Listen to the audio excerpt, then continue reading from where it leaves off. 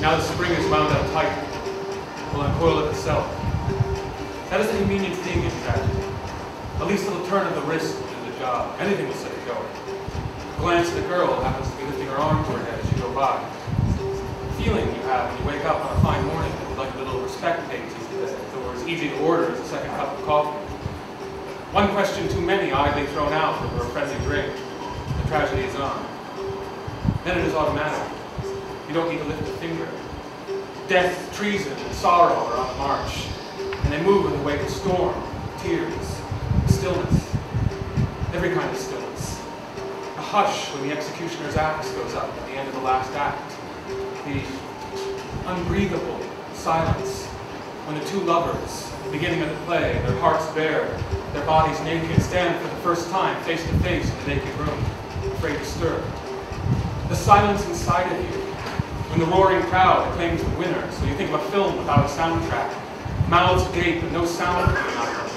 A picture that is no more than a clamor, and you, the victor, already vanquished, alone in the desert of your silence. That is tragedy. Tragedy is clean, it is firm, it is flawless. It has nothing to do with melodrama, wicked villains, persecuted babies, avengers, gleams of hope, and 11th hour repentances. Death in a melodrama is really horrible because it is never inevitable. The dear old father might so easily have been saved. The honest young man might so easily have brought in the police 5 minutes earlier. In a tragedy, nothing is in doubt. Everyone's destiny is known. That makes for tranquility. Tragedy is restful, and the reason is that hope, that foul, deceitful thing, has no partner. There isn't any hope. You're trapped. The whole sky is falling on you, and all you can do about it is to shout. Now don't mistake me, I said shout. I didn't say groan, whimper, complain. That you cannot do.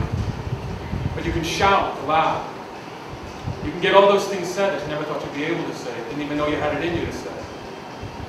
And you don't say these things because it will do any good to say them. You know better than that. You say them for their own sake. You say them because you learn a lot. In melodrama, you argue and struggle to try to escape. That's vulgar. It's practical.